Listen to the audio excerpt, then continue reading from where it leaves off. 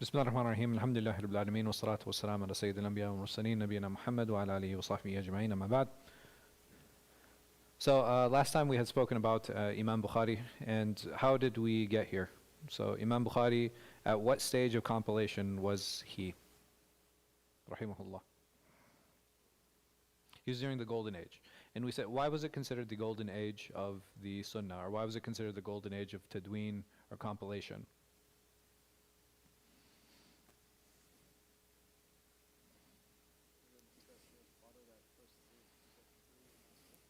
No. So Imam Bukhari, he died 256. So he was much after, because we said the last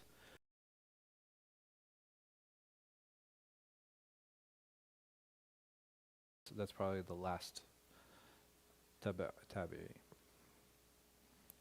So why was Imam Bukhari's Sahih considered to be part of the golden age? What is a golden age?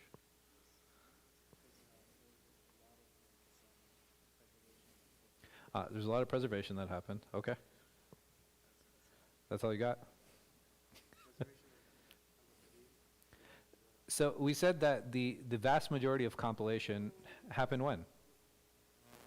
During this era, right? This is why it's considered the golden age. So if you look at the vast majority of hadith compilation, it actually happened at this time. Meaning that if there's a hadith that was recorded, the chances of it passing this stage is what?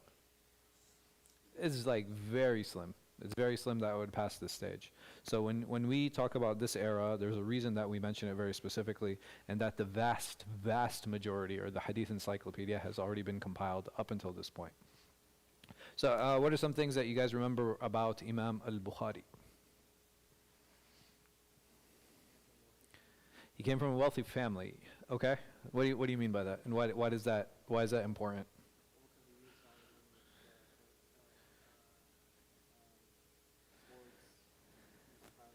Right, he squandered his inheritance. Yes? That's a bad way of putting it? Squandering is not a good word, right? So, but he used his entire inheritance to what?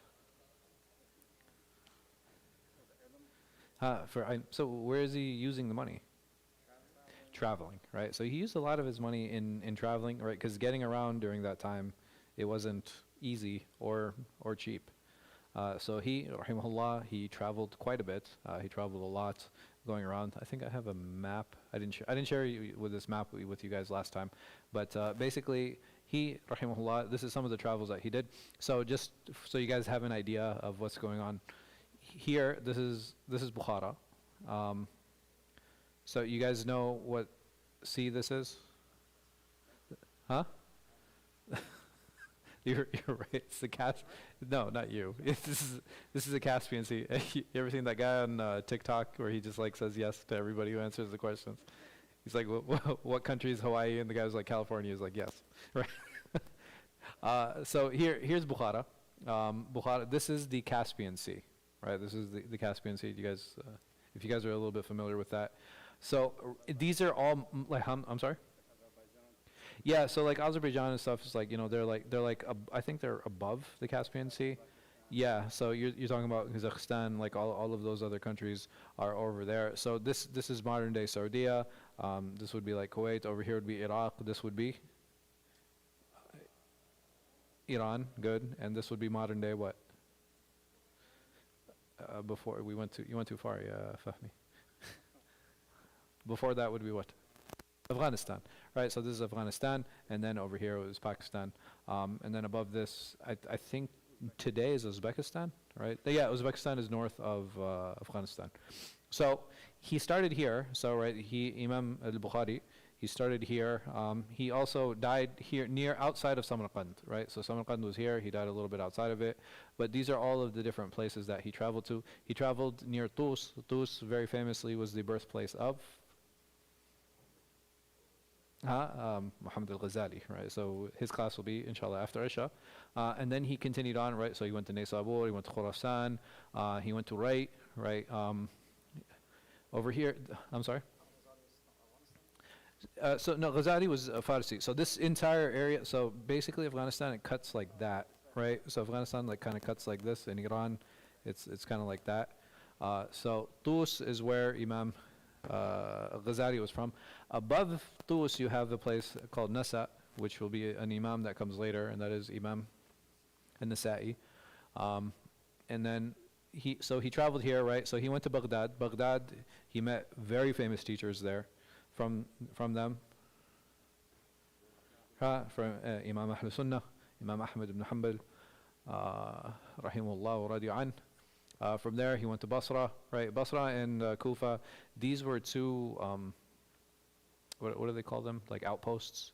There were two outposts in the initial Muslim empire. Basra was one of them. And then from there, he went to Dimashq. From Dimashq, he went to Quds, which is Bayt al-Maqdis, Jerusalem. And then here, Fustat. Fustat is like, so this is about as far as like Egypt went. It didn't really go too far than that. But if we look at Imam Ahmad, he actually travels out further. And then Imam Ahmad is probably the most prolific traveler out of all of the Imams. And then here he ends up in Medina Munawwara. In Medina Munawwara, we said that there are two major works that he had worked on when he was there. His Sahih, right, and his Tariq, right. So there are two major works that he had. He had his Sahih, and there's a narration of him praying 2 rak'ah before every bab, right. So every time he put a chapter heading, he would pray 2 rak'ah, showing that his traveling together, the Hadith, it didn't necessarily happen here. All right, because he died here, so he obviously didn't stay in Medina, right? So he didn't stay in Medina. Rahimahullah wa radiya an. Any questions on Imam Bukhari? No. So like we said, that he was an orphan. He inherited quite a bit of money from his father. He spent all of it seeking knowledge, and obviously he was very well traveled. So that took a lot of his money. He had a couple students, or one or two, that would be with him from time and again.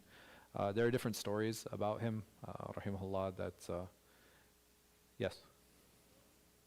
He was born here in Bukhara. So I don't know if there's a city that's still there. I know that his tomb is in Samarkand, which is like in Iran. Actually, I think all of is Uzbekistan. No, it's in Uzbekistan. You're right. It's in Uzbekistan. Sorry. You can actually go and they have yeah, like it's like a dariha. Yeah, it's like what do you call it? It's like a tomb that you can go to. So it's there. Like he didn't die too far from there. Like the reason that he didn't go back to his hometown is because we had talked about, like, this was during the era of the Mihna. So what happened was that you had a lot of the Mu'tazili. They were in control of the government, and their big issue was what? All right, the Khalq Quran issue, that the Quran is something that is created, and they just kind of made it a state policy, and they wanted to enforce this on everyone. And Imam Bukhari, how did he deal with the Khalq Quran issue? Right, he wrote a book called Khalq Af'al al-Ibad. Yeah, so he says, my recitation of the Quran is actually created. And how did they like that answer? They didn't really like it. They didn't really like that answer too much. So what happened was that he was actually, but who didn't like this answer? So the government was just like, you know what I mean? Like they were kind of looking at him sideways. But who really didn't like the answer? Not the Khalifa. He's one of the teachers. So he actually wasn't alone. But who else? Yeah, Al-Dhuhli. So you actually had a number of scholars, right? So what happened was that as he moved back toward Bukhara, because he was like, okay, well, I'm getting kicked out of these different places. Let me head back home. If it's not created, that means it must die, or it can be recreated. Sure. I mean, I think there are other tertiary issues that are definitely related to that. But I'm saying very fundamentally, why is that a problem? He didn't want a state-imposed religion. Like when it came to juz'i issues, like when it came to issues that were branch issues that were not fundamentals of faith, he didn't want to allow the state to have power to enforce that. Like you can't just take branch issues, make that the state religion, and then force the people on it. And this was the problem, and this is why he took such a strong position against it. Because the issue wasn't about praying, it was not about fasting, right? It wasn't about believing in the angels or the books. If you look at this is not a fundamental issue that is like, it's not a make or break thing when it comes to the deen. But he didn't want these branch issues to be something that was enforced on the people, because we have to understand, like within Islam, Imam Ahmad, he was an extremely tolerant scholar. It's not like, tolerance was not a big thing for him. And just one quick story about him, rahimahullah, is that like for him, nosebleeds break wudu, right? This was in his madhab. This is well known from Imam Ahmad that this is a position that he took. And he was asked, he's like, can I pray behind someone who had someone who clearly had a nosebleed, and then they went up to pray? Can I pray behind that person? Based on his madhab, we would assume that he would say what? That he would say no. He's like, no, this guy doesn't have wudu. Like, you can't pray behind him. He said, how can I prevent people from praying behind the likes of Malik and Sufyan? Showing that there were people who opposed his position, and he recognized that. Why? Because, again, this was a show of tolerance from his part, and by him taking a stance, what was he actually enforcing? Tolerance, saying that you have to allow discussion.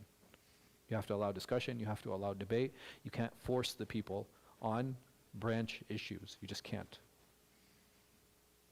And, like, jihad was still happening, the Muslim empire was still expanding. He didn't have a problem with any of those things. But when it came to within the empire itself, how to deal with these different issues, he did not stand for that. So this is one of the things that happened to, this was like the end of Imam Bukhari's life, rahimahullah wa radiya an. Tfaddal.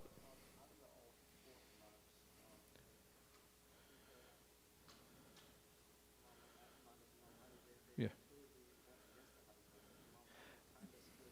Mm-hmm. Yeah.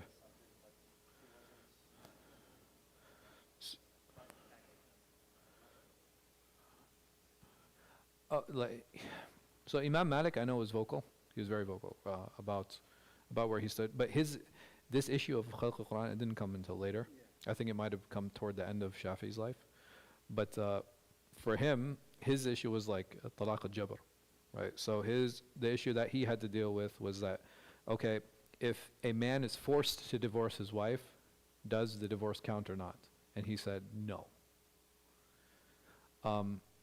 And what happened was that when he said no, the Khalifa actually ordered for him to be shaved, tarred and feathered, and then marched around Medina on the on the back of a donkey.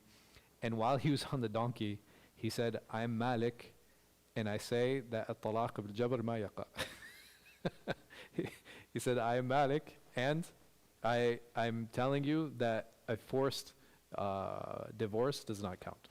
So, I mean, they also, it's really interesting, the relationship, if you look between like the ulama and the state. It's never been good, right? Like historically, it's just never been. You would have periods of where like they would like help them and stuff like that. Like you have a story of Imam Ahmad. So I think Imam Ahmad was traveling with Yahya ibn Ma'in and another companion, and they were going to Yemen. They ran out of money, so as they were traveling, they were kind of like dropping off one by one. And he was like, one of them, I think Ahmad was the last one, but I think Yahya ibn Ma'in was like the second one. So the first companion who was with them, he's like, listen, I can't go on, I'm done. Like, you guys just go. Like, go to Yemen, and just leave me here to die. And they're like, no, and they were like, okay. In the end, they just said, okay, fine, we have to keep going. Like, we can't just stop here. And then what happened was that Yahya ibn Ma'in was the second, and like it came a time where he was like, listen, Ahmad, go, continue on. I can't, I can't go on. The journey's too much. And then finally, Imam Ahmad, he was continuing on, and they were traveling along the coast, and he saw a boat, right? And the boat was like waving him down, and he's like, what is going on? And as the boat, they came to shore, they said, come with us, and we'll take care of you. He took him back to the boat, and both of his companions were sitting on the boat, and it was said to him, like one of the umara, one of the emirs, he actually told them saying that we heard that you were coming to Yemen, and we wanted to take you the rest of the journey and take care of you. So you do have these pockets, like, and you do have like different politicians who did step in and they tried to help and they would be generous. But as a whole, like, you don't really have a good relationship with the state. I think it was Sufyan al-Thawri, he was one of the scholars, Imam al-Zuhri, he was one of the scholars who was actually trying to escape the state. He ran away to Mecca. He hung on to the Kaaba, and he said, he made dua, Ya Allah, don't allow, I think it was one of the governors, he said, don't allow this governor to reach me, and, or to take me. So the governor actually died on the way. getting to him. You have a lot of stories like this, right? So it's not, these aren't like unique situations where you have this opposition with the government. It's even today, how commonly do we hear about scholars being jailed or, being persecuted because of the stance that they took against the government. And this is not something that's new. It's not something that, only happened today. This is something that's always happened historically. I believe Abu Hanifa also had a problem with the government, which is interesting because what happened to his students? Right, they took major, they took like major positions in the government, right? So they actually took positions of like head judges and things like that, which is one of the reasons why the Hanafi madhab actually spread, right? Because because of the political positions that they were given, that they had taken. So where were we? Imam Muslim. So Imam Muslim, I'm not gonna go over everything that was there. If you guys are interested in hearing more about like his works and what he did, and some of his students and some of his teachers, then you can go back to the videos about the introduction to Muslim, the Sahih Muslim classes on Mondays for those of you that are interested in joining after Salat al-Isha. But very quickly, Muslim bin Hajjaj, here there's a difference on this, like whether he was Persian or not, but he was definitely born in Naysapur. There is a difference of opinion on when he died. A vast majority of the Muḥaddithīn and scholars of history have said that he died 261. Some scholars say he died 259. But like I said, this is the vast majority of scholars. They claim this. He traveled quite a bit, and we said that, he says himself that I chose out of 300,000 hadith, right? And this is something that he says about himself, rahimahullah wa radi'an. These are some of the travels, not very different from Imam Bukhari. So the only thing that is different is the path that he took. So Imam Bukhari was kind of, he came from this area, right? We said that he was near Samarkand in Bukhara. So he traveled down and he went here, and then he just kind of went back the same way he came. Imam Muslim took a little bit of a different route. So he traveled south, right? He went to Basra after Naysapur, and he spent a lot of time in Naysapur. Why did he spend so much time there?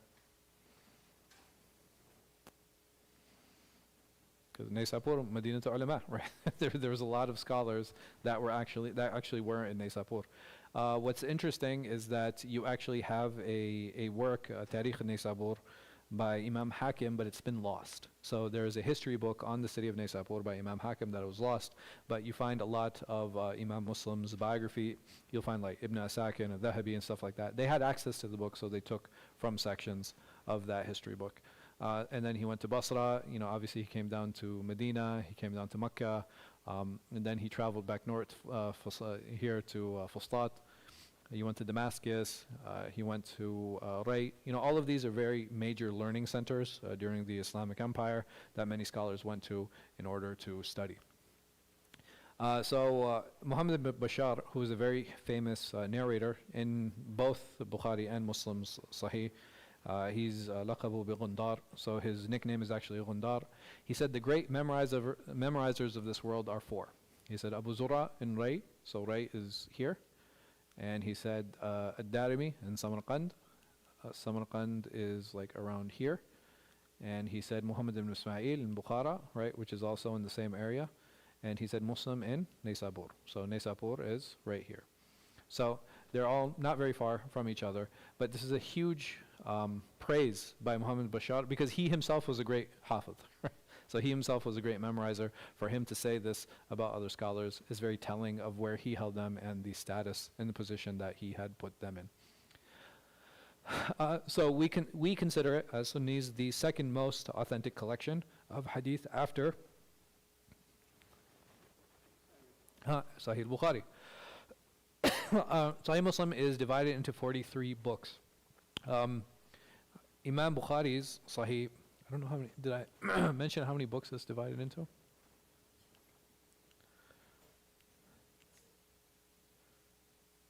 No, I didn't. I'm sorry? Yeah, I just mentioned the numbers of hadith, but I think I should do a better comparison. I'll go back, inshallah. Yeah, so there are 43 books. It's easier to delineate Imam Muslim Sahih because what? He only has kitabs, right? He only has books. And that's how he separates his sections. Versus Imam Bukhari what? Right, he has chapter headings as well. So he has Kitab al-Wahi, right? So that's the first book in his Sahih, but he also has chapter headings, which kind of break up those books. Versus Imam Muslim doesn't have those chapter headings. Those chapter headings were put in later by those who explained it. So you have Qadi Iyad in Ikmal al-Mu'lim, and you have Imam Nawawi in his Sharh, his explanation. Imam Mundhiri, he says that there are 2,200 hadith without repetition in Sahih Muslim.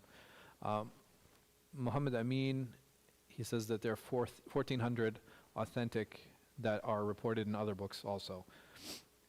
One of the projects that I want to do and that I'm trying to work on is like I'm trying to take out all of the unique hadith that are only mentioned in Muslim, that are not mentioned in the other 5 books, and then do a study on them. Amin Ahsan Islahi, he actually noted a few things that are unique to Imam Muslim Sahih. He says, Muslim recorded only such narratives as were reported by 2 reliable successors from 2 companions. So over here, this corroboration that Imam Muslim does is far more extensive than what Imam Bukhari actually did, which is why Al-Hakim, he mentions in his Kifaya, fi ilm riwaya, and this is something that is mistaken by a lot of introductory students of hadith, where he says that in order for a hadith to be sahih, it needs to have at least 2 people at every level of the chain. But that's not what he actually intended. And if we use this as an example, he means that this is the highest level of authenticity. That's what is meant. That is the highest level of authenticity, not an actual means to authenticity. There's a appropriate arrangement. So one of the things that is also unique about Imam Muslim is that because he has kutub and he doesn't have chapter headings, is that he'll group all of the hadith that have what? They're similar wordings, right? So he'll group all of the hadith that have similar wordings into one section, right? And what he'll do, this is versus Imam Bukhari. Sometimes Imam Bukhari will use similar hadith, but he'll use them in different sections throughout the book, right? He doesn't group them. He doesn't group them like Imam Muslim does. And the value of grouping them together. Question? Yes. Yes. So Imam Bukhari doesn't do that, right? Yes, absolutely. That's exactly it. So you'll find, like, for example, like Hadith Jibreel, when we were studying it in class, he brought a number of different variations of Hadith Jibreel, but where did he put them? He put them in a row, right? He put them in a row, and we said that one of the things when we look at those hadith that he has, that if we call them hadith clusters, it might be the best way to describe it. So these hadith clusters, in general, the first hadith is what? Right. Either, right? That's a possibility. Either it can be the most complete, or it can be the most authentic, right? And in this, in general, this is what we see. And then after that, he'll bring supporting narrations to that. The other thing that he does, and that we'll probably come across a little bit later, is that he'll actually mention 4, 5, 6, 7 narrations. Then he'll bring a narration that actually opposes those. Why do you think he does that?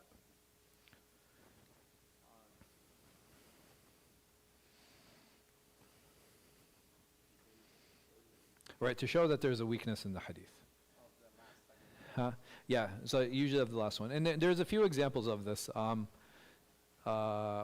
example is the Prophet ﷺ, he forbade the selling of dogs, right? So you have a string of a hadith, like, so in the hadith cluster, right, you have 6 or 7 narrations that say that the Prophet ﷺ forbade selling dogs. And then you have a final hadith where it says the Prophet ﷺ forbade selling dogs and cats. So why did he add that last one there? To show what? To show that there's a problem. To show that there's a problem in this hadith. But why mention it at all?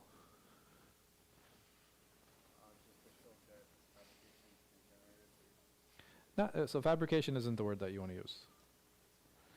Right? There can be inaccuracies, but where do those inaccuracies happen? Well, of course, the narration. In the narrator, good. We're getting a little bit closer. Right? It can happen in the text, for sure. But the purpose is that if I looked at the isnad, if I looked at the chain, it would appear what? right? It would appear authentic. So what he actually has done, and Allah knows best because we're not aware fully of what the culture was during the time of Imam Muslim. Like we have an idea, but we don't have a full detailed idea of that. That he probably included that hadith, number one, because it looks sahih, and because it might be a hadith that people are what? That are familiar with, or they're using, right? As a hadith that they're using. So he includes that to show like, hey, listen, this hadith is actually not sound. Another very famous example of this, the Prophet Muhammad sallallahu alaihi wasallam said about the rulers, as-sama wa ta'a. He said to obey the rulers. Obey the rulers. You have a number of hadith, and then the last hadith in the chapter it says, "Alaykum bis-sama wa ta'a." Upon you is to hear and obey, even if the leader beats you and takes your wealth. Then Imam Muslim, he starts another hadith cluster where it says that the Muslim is not one who strikes another Muslim, the one who doesn't hurt another. Why do you think he did that? So he has a hadith that say you have to listen to the rulers. Then he has a hadith, like, so you have a cluster, and then he kind of ends it with you have to listen to the ruler even if they beat you and they take your wealth. And then he follows that saying that the Muslim is not one who strikes or steals from another Muslim.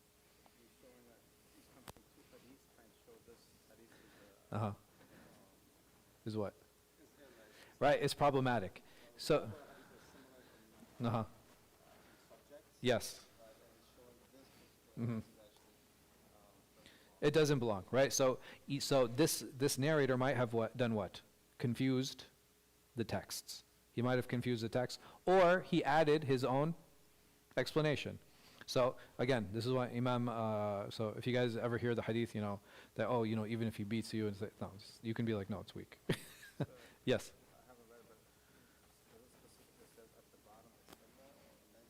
Sometimes he does it. Sometimes he doesn't. Yeah. Yeah. No.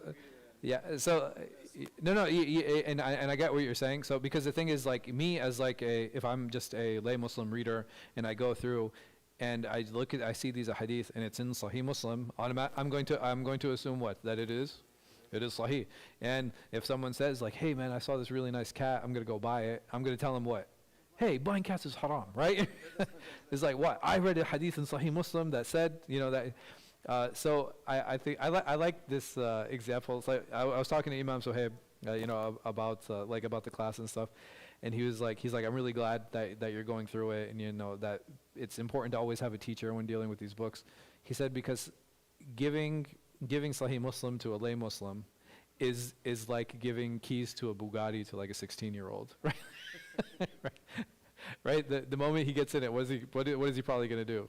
He's gonna crash it, right? And it's the same thing. Like if you just copy paste these hadith into a practical application, it can become problematic. Saying that.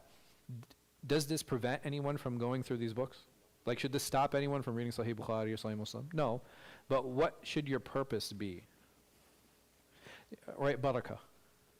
That should be the goal, barakah. Why? Because I'm not at a scholarly level where I can what? Extract rulings. Right? Extracting rulings is a science. And what is the science that helps me extract rulings? Fiqh is application. Usul, right? So I need usul fiqh. I need legal theory in order to help me deal with these texts. And it's the same thing with the Quran, right? So when I deal with Quran, why do I do it? Well, the Quran is a little bit different, and I can ponder over the verses, right? Because Allah subhanahu wa ta'ala commands us to do that. But can I start doing tafsir? No. It's the same thing, right? I need the rules of tafsir, and I need ulūm al-Quran to help me understand and engage with the book of Allah subhanahu wa ta'ala if I want to do that.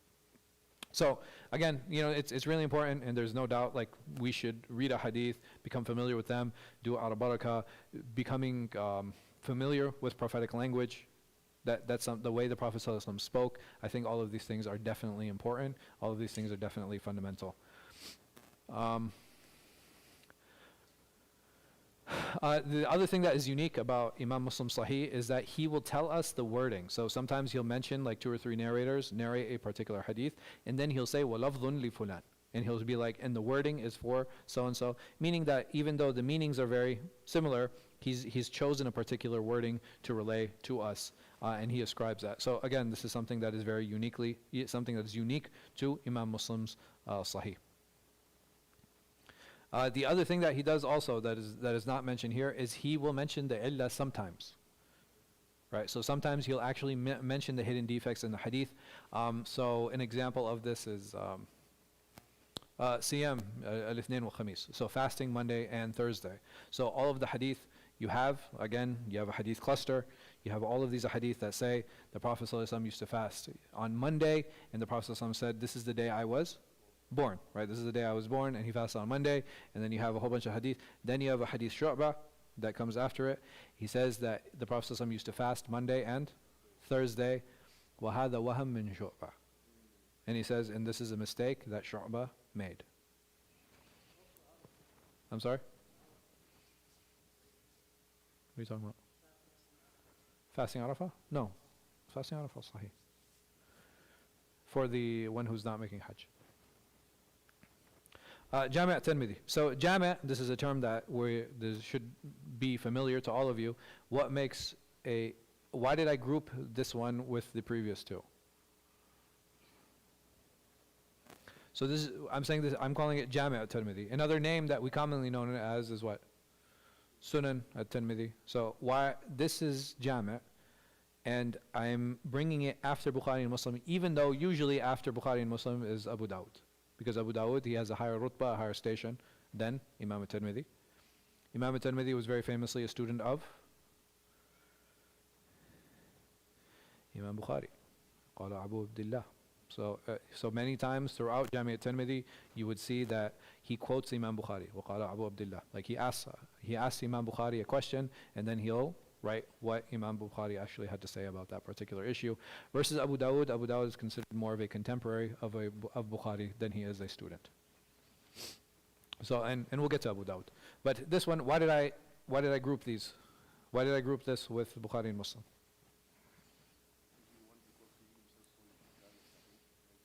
He doesn't call it Sahih. I did. No, the normal order is Bukhari, Muslim, Abu Dawud. Ahsant, right? So in the last 3 books, out of the 6 books, 3 of them I would consider. Right? Yeah, they're fiqh focused. So the fiqh focused ones are what? The Sunan, Abu Dawud, Sunan, An-Nasa'i, and Sunan Ibn Majah. Right? So these are the 3 that are Sunan, that they are fiqh focused. Yes.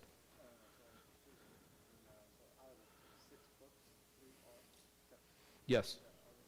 Other 3 are Jami'. And what does Jami' mean? Encompassing. Right? Encompassing. It does mean to bring together, but they're encompassing. So what are some things that I will find in a Jami' that I won't find in a Sunan? Right? Kitab al-Iman. The book of Iman, in belief. What else will I find? That's it. Right? So, Maghazi, right? Raqa'iq, right? So I'll find things like battles, Raqa'iq, heart softeners. I'll find things on revelation, characteristics of the Prophet Muhammad sallallahu alaihi wasallam, right? How he used to look, right? So these are things that I will find in this. The very famous Shama'il is from Imam al-Tirmidhi. Abu Isa, Muhammad ibn Isa al-Tirmidhi, and Tirmidh, I'll bring up the map inshallah. So he began compiling it after 250. He died 292, I think, if I remember correctly. Chat GPT. When كتبت? It will be? Okay. So I better take advantage. I think he died 292. فيما أذكر. Or yeah. 892. So he died 600 years later. No, but this is when he finished. 279. Sah. No, that's right. No, that's 279 is when he died. So he died 279. So far, it's 256 Imam Bukhari, 261 Imam Muslim, and then 279 Imam Tirmidhi. And I believe Abu Dawud died 275. Ibn Majah, he died 281. 391, and then I think Nasa'i died 303. So he's divided his book into 50 chapters. Some people say that there are sunan chapters that he has because he actually covers a lot of the abwab al-fiqh. The other thing that's really interesting about Imam al-Tirmidhi's Jami' is that he will mention statements of companions. He'll also mention sometimes fatawa. Sometimes he'll mention other madahib. So that is a unique thing that you'll find in Imam al-Tirmidhi's Jami' that you won't find, yes. The musannafat. Huh? No, so the difference between this and Muwatta Malik is what? Imam Malik, he only mentions his fatawa. He mentioned his fatawa, or he'll mention, right, so from those who are above him. And why is that? How come he doesn't mention the other madhahib? They didn't even exist, right? Like they weren't even formalized by that time, you know. So Imam al-Tirmidhi, again, this is not very different, right? Not very different. This is Tirmidh. He traveled north to Bukhara, and here's Samarkand. And where did he go? Like these are all the common places. The only he didn't go where there's one space here that, or there are a couple places here that he didn't go to that the previous imams went to. Right? I'm sorry. Right? He didn't go to Dimashq. Ahsant, good. And Fustat, right? So this he didn't go here. Right, he didn't go here, but he went to all of the other very famous places, right? So he went to Naysabur, he went to Ray, he went to Baghdad, he went to Basra, you know, he went to Medina and Mecca. So he went to the super, like the mega centers of knowledge, but he didn't go to the other centers that existed at the time. So what he would do is he would place the heading. Because his setup is a little bit different. I don't think he does kitab. I think he does abwab. So he'll be like al-abwab fi salah. So he'll be like, his clustering is along the lines of like the chapters concerning salah, and then he'll be like chapter, you know, whatever the chapters are that are underneath that. But it's a little bit different. Like I said, he mentions the opinions of other scholars and other jurists. He mentions Abu Hanifa's position, I think, a handful of times, but he doesn't use Abu Hanifa. He says, قال بعض الناس. It says that some people claim. There's a lot of beef in this time between Ahl al-Hadith and Ahl al-Rai, right, which were basically the Hanafis. I mean, they're human beings, and you know, was there any base for this animosity and this fighting? No, man, it was silly, man. It was just like it was not worth it. I think Imam Qurtubi, not Qurtubi, Shismo. Ibn Qutaybah, he actually talks about this issue, right? He actually talks about this issue, and it's like, this was not, like, Ahl Hadith wasted a lot of their time. Like, yeah, beefing, like, just going back and forth with Ahl Rai. But like you said, they're human, right? So human beings, there are a number of shortcomings that we all have. But, you know, yeah, I think it's something for us to learn from, that, you know, petty rivalries and throwing up gang signs, you know, like which group you're with, or who you represent, or what institution you're from. It doesn't bring any benefit. Imam Ghazali was a huge proponent of this. He talks about this in his Ihya, saying that, you know, this idea of partisanship and like just trying to build your numbers and getting people to gather around you, this was hugely problematic. Because there's a balance that needs to happen there. And I think very naturally, if somebody studies at an institution, what happens? Right, he gets biased to it, right? He gets biased to it. So, like, for example, yeah, I'll just use Azhar as an example. If somebody graduates from Azhar, do you know? Oh yeah, you'll know. How do you know? Why will you know from a mile away? Because they have a uniform, right? They have a uniform. And why do they rock the uniform? Like, what's the point? Right, so the ego is definitely part of it, for sure. Like, I'm not, yeah. No, I'm saying, like, I can't, when I'm speaking, I'm not talking about individuals. I'm just talking about in general. So, is there ego element to it? I think so, for sure. Because, who else complained about this? Imam Ghazali.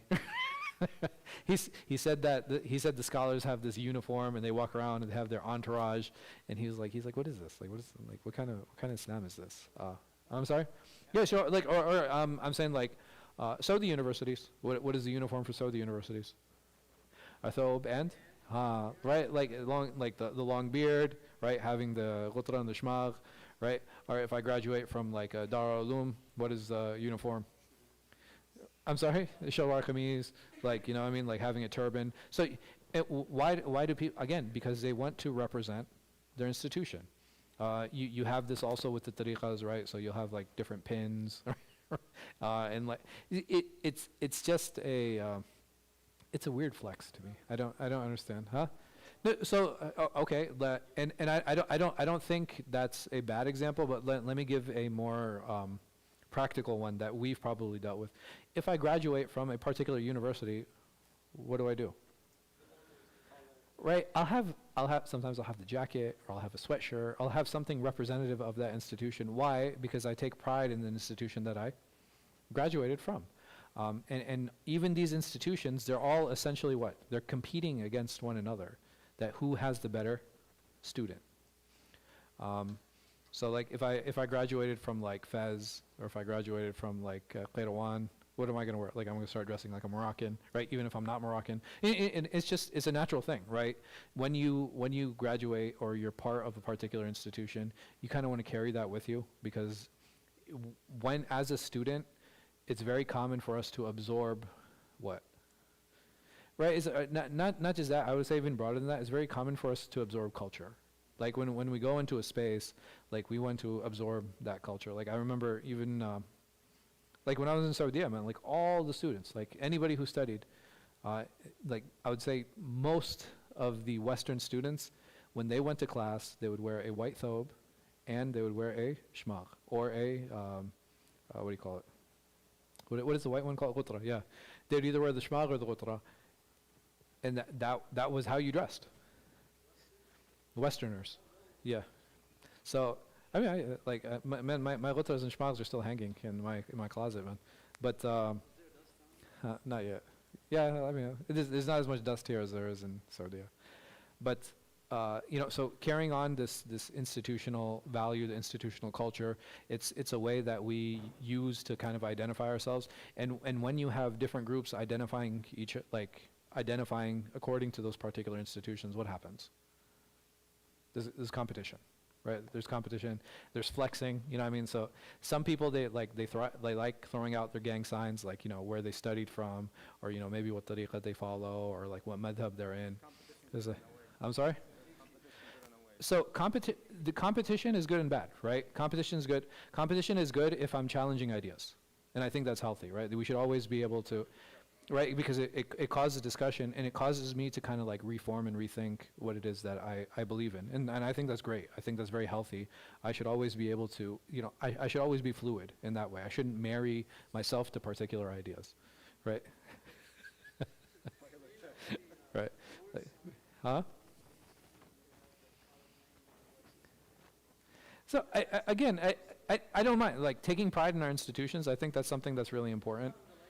Yeah, I mean, that's not your preference. I understand, but I think again, taking part of these institutions. So, what was the institution during this time?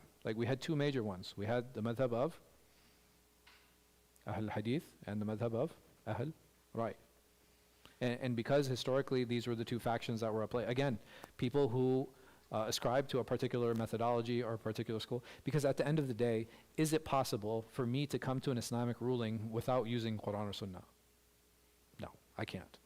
At the same time, can I just copy paste Quran and Sunnah and to make rulings? No, that doesn't work either. So I actually need what? I functionally need both.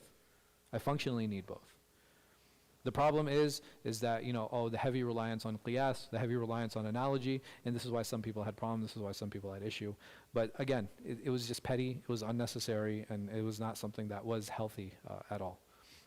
But Yeah, so the unique thing, like we had mentioned, of Imam al-Tirmidhi's Jami' is that he actually talks about differences of opinion. He talks about the different madahib. Why? Because the madahib had been I won't say that like completely formed, but they were generally formed by this point. Like the major imams, just like, remember we had talked about there were a lot of people who were working on different books, right? Only a few actually rose to popularity, and it's the same thing with fiqh. Out of all of these imams and all of these scholars who were working in fiqh, only a few rose to major popularity. And those are the ones that end up being mentioned in Imam al-Tirmidhi's Jami'. So the full title, Al-Jami' al-Mukhtasar min Sunan Rasulullah sallallahu alayhi wasallam wa ma'rifati as-sahih wal ma'lul wa ma alayhi al-amal. So over here is basically the abridged collection concerning the Sunan of the Messenger of Allah that are authentic or have a defect, or that which the scholars act upon. How's this title a little bit different from what we have found previously? So no, they're all summarized, right? So over here he says ma'lul. So he says that even if the hadith has a defect, I'm going to what? I'm going to point it out, and I'm going to mention it. Also, here, look at the last one. وَمَا عَلَيْهِ الْعَمَلِ, and that which the scholars act upon, meaning that it's not necessary the hadith be what? Sound, right? It's not necessary that the hadith be sound, but it's enough that the scholars what? They utilize it and they draw a hukam from it. Now, is it necessary that they draw the ruling from that particular hadith? Maybe, maybe not, right? It's not necessary, but maybe they have a fatwa from a companion. Maybe they have other corroborating reports. Maybe the idea in that particular hadith, even though in and of itself the wording might not be sound, it doesn't mean that the meaning isn't appropriate or it doesn't apply. Katani, he has a collection. He has like, he calls it, I forgot what it was, man, where he talks about the 6 books of hadith, but I forgot the title. So he says the Jami' al-Tirmidhi is also named Sunan, contrary to those thinking them to be 2 separate books, and is also named Al-Jami' al-Kabir. Abu al-Fadl al-Maqdisi, he said, I heard Abu Ismail Abdullah ibn Muhammad al-Ansari in Hara, when Abu Isa al-Tirmidhi's book were mentioned to him, saying to me, this book is more useful than the books of Bukhari and Muslim. This is because only an expert can arrive at the benefit of the books of Bukhari and Muslim, whereas the case of Abu Isa, every one of the people can attain its benefit. Why? Because he actually explains. Right? He actually explains, he actually puts context to those hadith. Ibn al-Athir, he says, it is the best of books, having the most benefit, the best organization, with the least repetition. It contains what others do not, like mention of the different views, angles of argument, in clarifying the circumstances of the hadith as being sahih, da'if, or gharib, as well as disparaging and endorsing remarks regarding narrators. So this is another unique thing, is he actually talks about narrators in his Jami'. The next book is Sunan Abi Dawood. Inshallah, we will talk about that next week. Wallahu a'lam wa sallallahu ala khayri khalqin nabiyina Muhammad wa ala alihi sahbihi wa sallam. Tfaddal.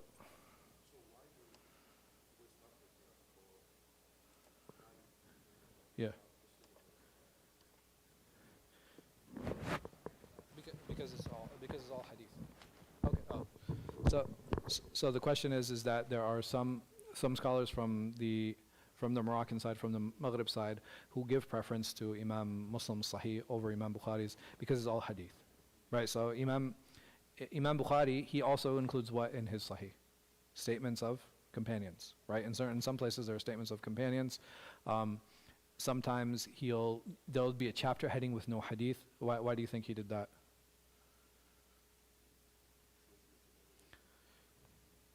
Because he couldn't find a hadith.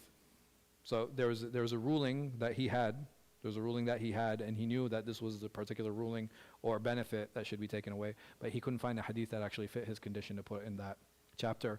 Sometimes he'll make a chapter heading and he'll use the wording of a weak hadith also, without actually using a hadith in that. So the benefit in Imam Bukhari, and also the hadith are spread out, right? So Imam Bukhari might use one hadith in multiple places, but Imam Muslim Sahih, it'll be clustered with the other hadith, right? He does the unique hadith clustering that Imam Bukhari's doesn't do. So you don't have, I think you have very few balaghat in Muslim. There's like 8 or something like that, like ijaza and balaghat, but all the rest of them are just pure hadith from the Prophet ﷺ.